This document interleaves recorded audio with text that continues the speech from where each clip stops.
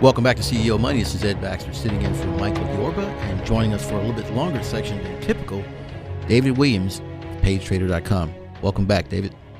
Thank you very much, Ed. It's a real pleasure to be on the program with you today. Well, David, I know you're quantitative, but one thing that's interesting about this market is this spook of the globalists, for lack of a better term, with regard to the potential for these tariffs on aluminum. And I think it's, I can't begrudge the United States for wanting to try to make a normal playing field when it comes to certain types of commodities. I find it interesting that people would look to sell off the market as a result of that, but it's kind of a sidebar from what you typically do. So, but David, what did you got for us today?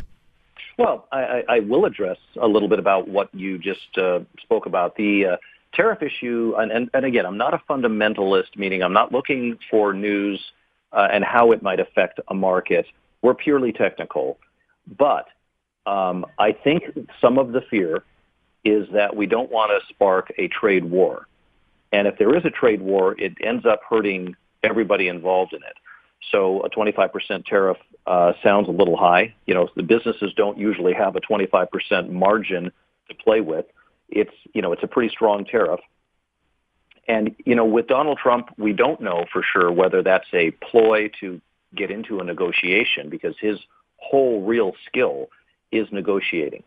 And so it's possible that he has placed this out there for a negotiating tactic, which later gets softened and finally a deal of some kind gets put into play. So I'd like everyone to remember that, including the market that we're talking about.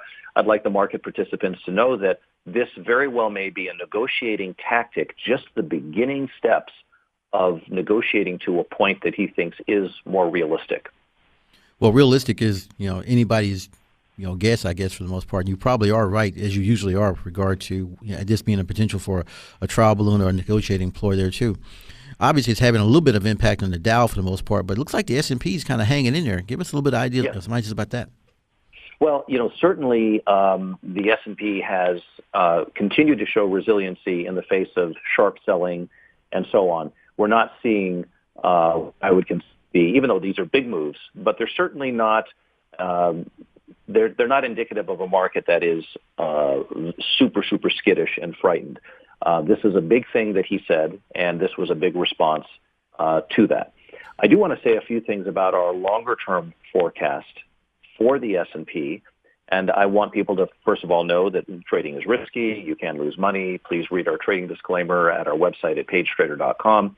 But putting that aside, we are of the belief now that the S&P, while it may test or slightly exceed, and the Dow may test or slightly exceed its highs that it made this year, we don't think it's likely going to be sustainable. And I hope this isn't throwing water on a blanket, but we think that the market generally is going to go sideways to lower into 2020. Now, this is not ill-considered. This is something that we've worked through for quite some time here.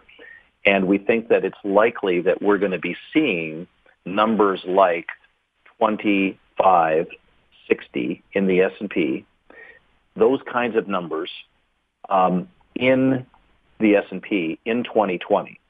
And in the meantime, the market is going to be moving back and forth and may even test or slightly exceed the high. We'll dial that down because this is full 2 years out now. But that's our general idea, is that the market does need a correction here. It doesn't need it because we say it needs it. It's because the technicals of the market itself are indicating a more of a rest period here than a continuation. One of the things that came up the other day when we were talking about this on Wednesday, because I wasn't here yesterday, was the fact that there was a report that came out that said that 64% of the agenda from the president was already essentially baked in, for lack of a better term. Just getting back somewhat to the qualitative side of it, do you think this market's already kind of, you kind of confirmed that in what you just said, but do you think this market's already in a position where it's kind of basically baked in the potential for higher GDP growth or a normalization of GDP growth during the second 2 years of the administration? I do. I think that a great amount of the anticipation that people felt, for investors and others felt, for what this administration would go after and likely accomplish. I mean, even Donald Trump's most ardent enemies, if you will, can't deny that he's a brilliant strategist in the business world. He simply is. And that he understands full well what the economy is, how it works, into great detail. He doesn't have to go to school or be schooled by somebody to learn about how to deal with the economy.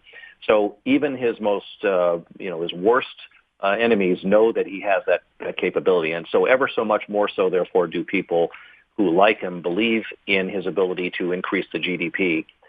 We've already seen increases. We've already seen companies starting to move back over into America, money that are going to be repatriated, and a number of other economic factors that look pretty good. I don't think Donald Trump is a absolute conservative, even though he was voted in by, and I think most people would agree with this. He's what I feel, he's kind of a midway blend between conservative and Democrats. He's very much a centrist. He's very much a centrist. And quite honestly, I think the country, other than the far left, I think the country might be happy to live with that for a while, because we've kind of been at the extremes. We had a social justice president before him. Before that, we had George Bush, and we had wars going on. We still, to some extent, do. But it is time. I think one of the things, if I may just for a moment, one of the things that Donald Trump struck a bell with, even if you don't like him, is let's make America great again. And there is a sensing, I think, even in his people who oppose him, that the country needs to come together, and a centrist is a person to do that. The extremes never bring the country together.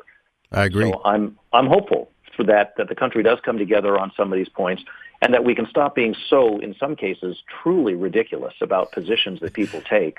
This is definitely true. David, you have another event coming up here recently. Can you give us more information about that as far as your teaching? Sure. Actually, it's this weekend, and we're in Las Vegas. We have an office here in Las Vegas. We are going to be over at the Mirage Hotel teaching our unique form of technical analysis called the Square Principle. And we have people from all over the world coming in to learn that this weekend.